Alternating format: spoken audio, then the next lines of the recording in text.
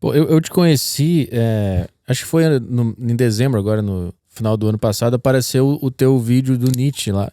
Que eu acho que foi o primeiro de filosofia, explicando algo filosófico que viralizou, que tem 500 mil, eu acho, de visualizações, né? Foi o segundo. O primeiro foi do Marx, que é traduzindo Karl Marx para gírias paulistas. E aí, 2 dias depois, eu postei esse do Nietzsche, que é Nietzsche famoso rouba a brisa. Esse chegou pra mim, e aí a primeira coisa que impacta é a linguagem que é usada pra falar sobre Nietzsche. Que normalmente você vê filósofos, os caras falando... Artigo acadêmico. E aí era você lá, de bonezinho, explicando Fumando Nietzsche. cigarro. Fumando cigarro, E você parecia muito... não espantado, mas muito surpreso com toda aquela visão de Nietzsche. Aquilo lá te pegou, imagino, na tua vida. Quando você finalmente entendeu o que você falou, que antes...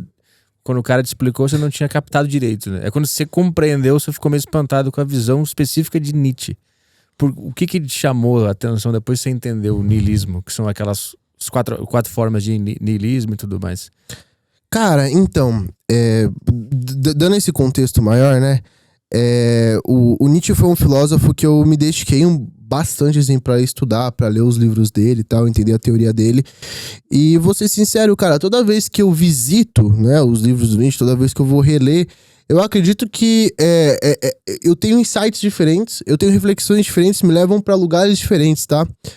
E naquela época, ali em 2020, tava no auge da pandemia, né? Então tava minha mãe e meus livros ali em casa, sabe? E o cigarro. E aí o cigarro. E aí, diga-se de passagem, graças a Exu, me libertei. Vai fazer 2 anos sem fumar. 2 anos sem fumar cigarro, consegui me libertar desse vício que, olha, quase me matou. Mas enfim, e aí era isso, era um cigarrinho, o livro, os artigos que eu li na internet, enfim. E aí, de fato, a filosofia do Nietzsche me impactou muito, cara. E eu gosto de pensar... Eu gosto de pensar o Nietzsche como uma inspiração. Porque muitas pessoas levam, né, ou ainda interpretam muito ao pé da letra a questão do Bechmen, né, do super-homem. De achar que existe um ideal de que eu consiga me desconstruir ou que eu consiga abandonar os valores, né, metafísicos, morais de toda uma sociedade falida ocidental e passar por uma metamorfose onde eu serei o pica, né? E aí na própria metáfora, né, que o Nietzsche usa pra descrever esse processo, né, que é o camelo, o leão e a criança, eu acho que não é um estado permanente. Não é um lugar que eu chego e permaneço, entende? Uma coisa é você ler o Nietzsche e reconhecer, tá, eu acho que eu sou um camelo. Eu acho que eu levo muita culpa em mim. Eu acho que eu tenho muita fé ou eu tenho uma carga moral excessiva, uma cobrança moral muito excessiva. Eu sou quase kantiano e acho que eu tenho que fazer sempre o certo e, tipo, o que é o certo?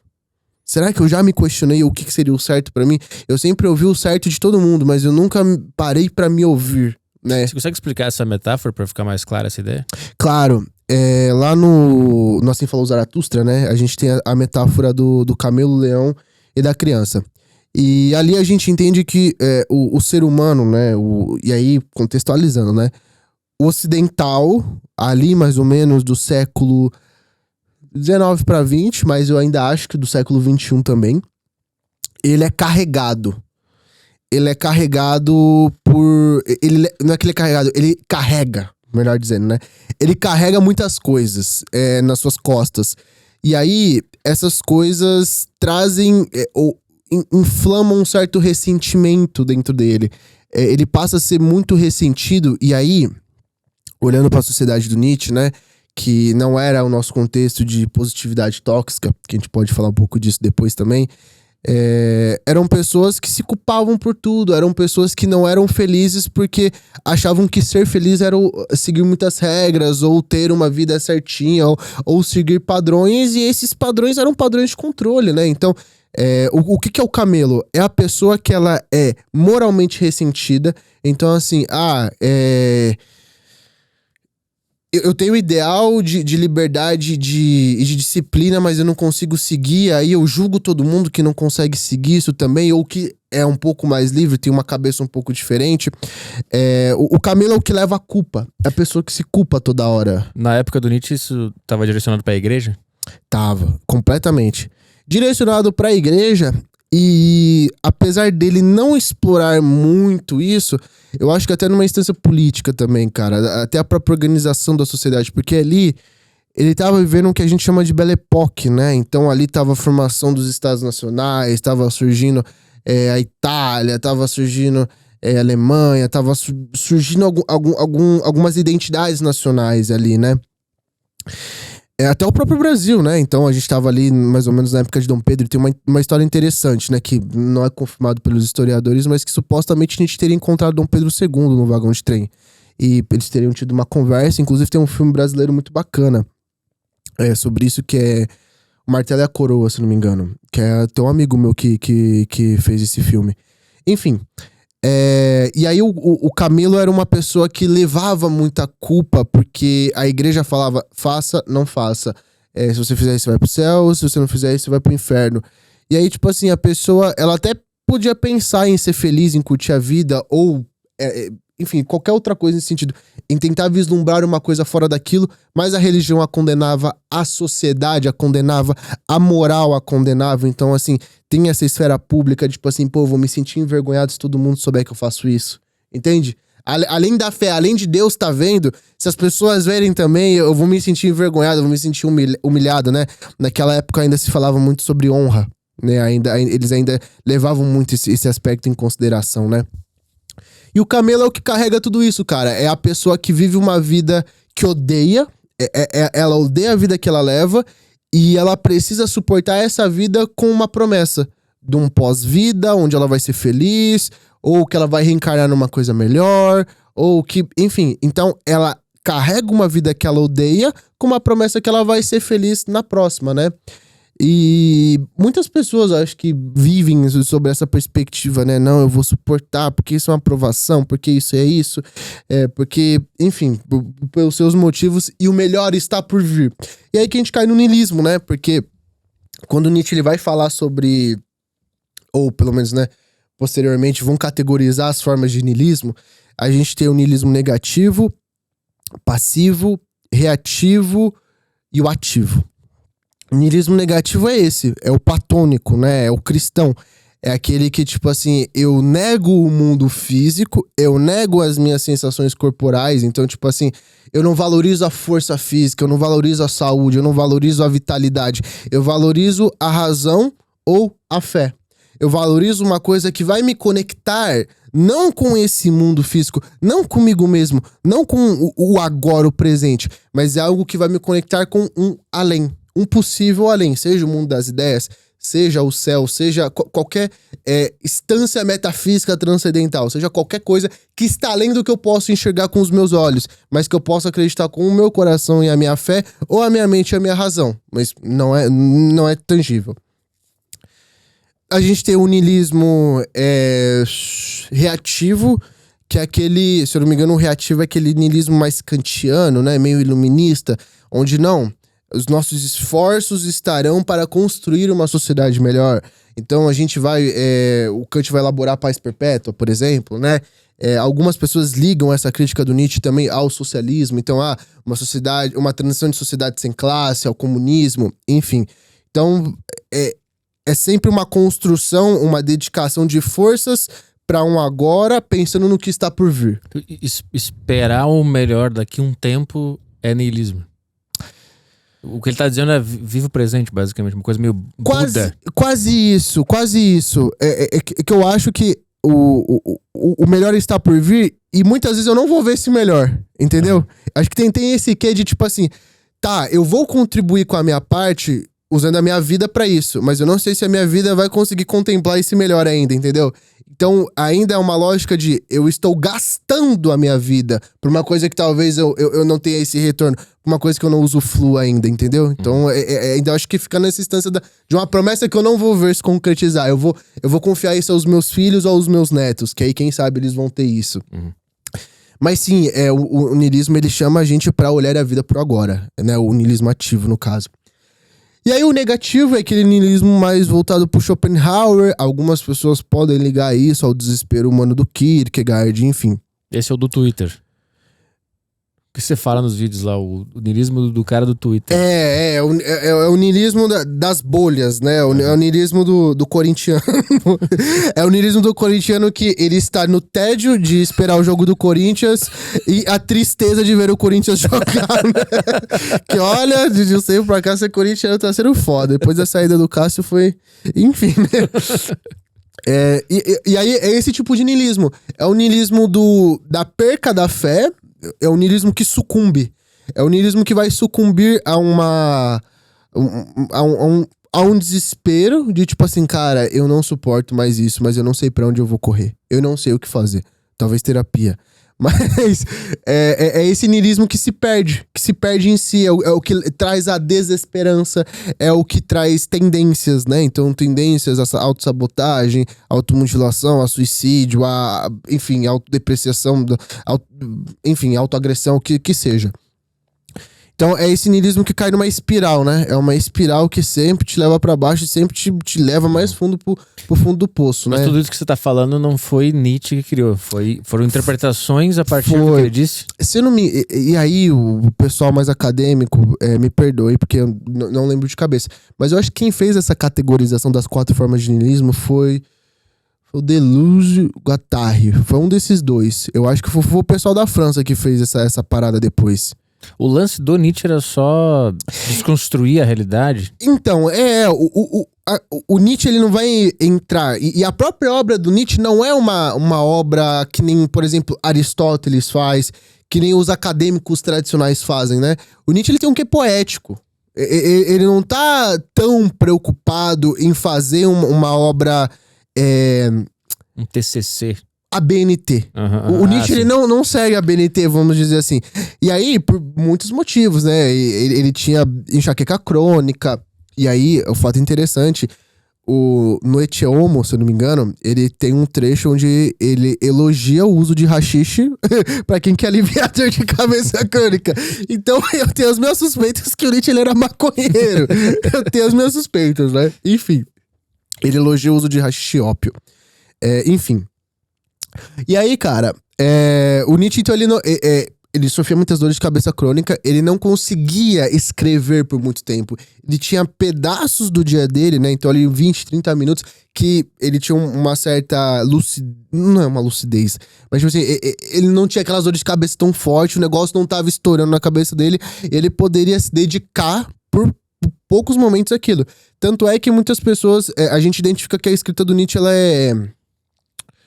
tem muitos aforismos, né? Ela tem muitos quês de tipo, frases impactantes, de sentenças, né? De proposições muito impactantes e poéticas, né? É mais artístico. Exato. E aí, isso é um outro aspecto da obra do Nietzsche. Ele valoriza a arte pra caramba. Ele valoriza muito, muito, muito a arte, ao ponto de tretar com o Wagner, né? Ele escreve exaltando o Wagner num certo momento e depois ele escreve um livro contra Wagner. Enfim, e aí foi tretar as românticas dele lá, né? Enfim. Mas eu acho que foi faltando só o último tipo de niilismo que eu... O niilismo ativo. E aí, o niilismo ativo seria a transvalorização de todos os valores. Que é você chegar na seguinte conclusão, né? Tá. E aí,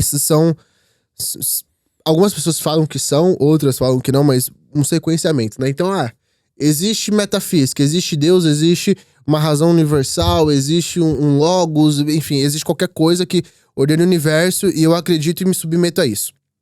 Aí você chega, não existe. O que existe é a nossa ação e a gente tem que voltar a nossa ação ao futuro pra construir uma coisa melhor. E aí chega um momento que você fala, foda-se, eu não aguento mais, estou sucumbindo. Que aí chegamos no niilismo negativo.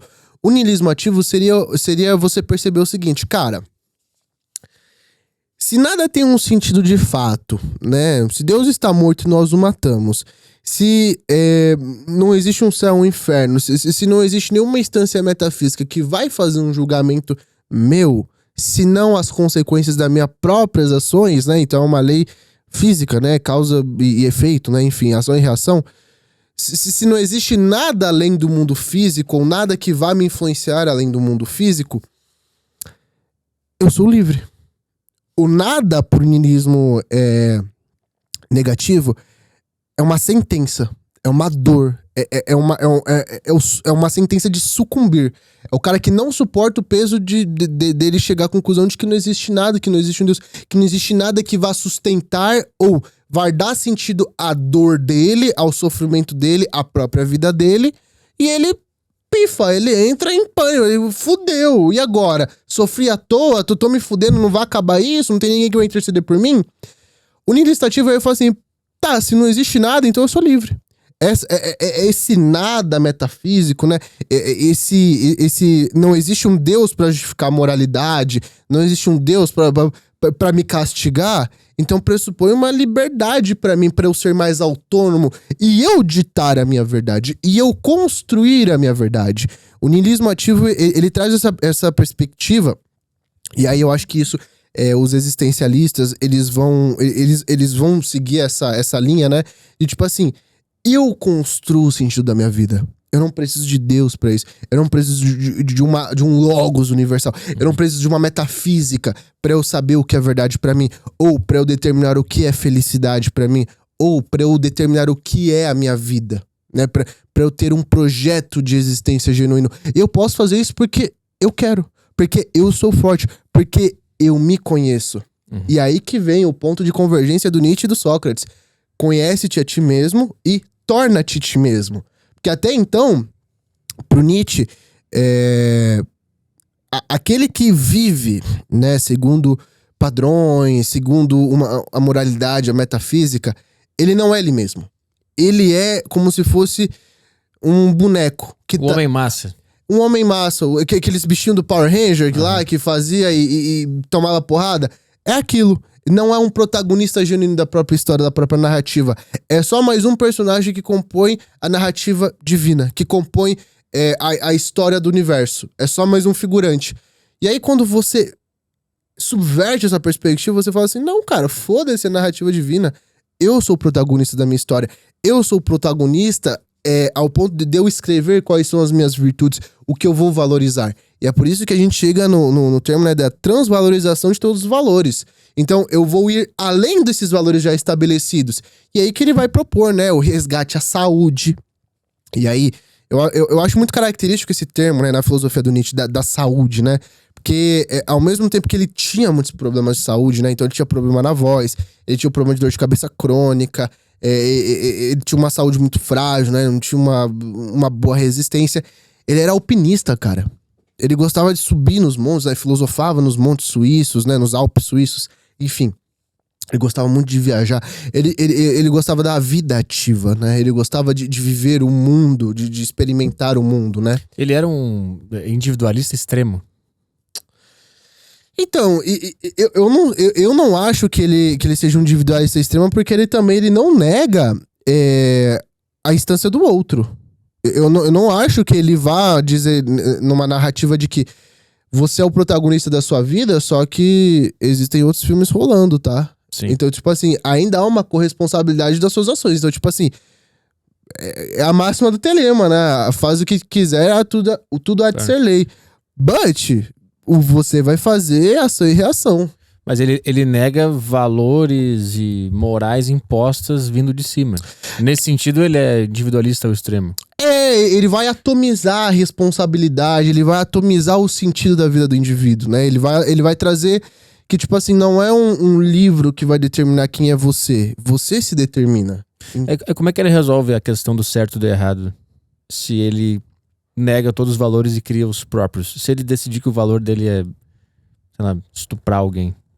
Então, aí a gente já entra numa questão de que existem os valores, existem as leis.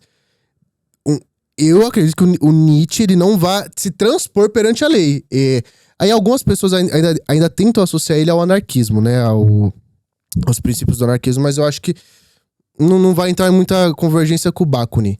Mas ele tem esse quê da lei do mais forte, então entra nessas instâncias, mas é ação e reação. Se o cara fizer merda, a merda vai voltar pra ele. E aí, vamos supor que estamos todos vivendo numa sociedade segundo esse princípio do mais forte, ou segundo esse princípio do eu dito o que eu quero. Você faz o que você quer e a outra pessoa vai lá e faz o que você quer. Aí voltamos para Thomas Hobbes, né? O homem é o lobo do homem. E aí precisa ter um mediador, precisa ter alguma coisa para colocar os limites. E aí esses limites, as pessoas, muitos personagens da história da filosofia vão falar assim, esse limite é a razão, esse limite é a moral. Pro Nietzsche, quem vai determinar esse limite é você mesmo, né? Mas você também não deixa de usar o seu bom senso. Mas da onde vem o bom senso? O bom senso vem da sua atividade racional, mas não da sua atividade racional determinada pela Bíblia, ou determinada por qualquer outro livro que seja um dogma. Não é uma coisa que insurge do externo, entendeu? É uma coisa que vem mais do interno. Então, quando ele propõe pra gente buscar esse conhece a ti mesmo, eu pelo menos, eu acho que ele não leva pra esse lugar de tipo assim, conhece a ti mesmo e ignore os outros. Ou conhece a ti mesmo e faça tudo. Tanto é que, vamos lá, colocar na história dele,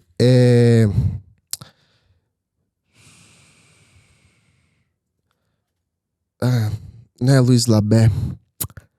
É Lud Salomé.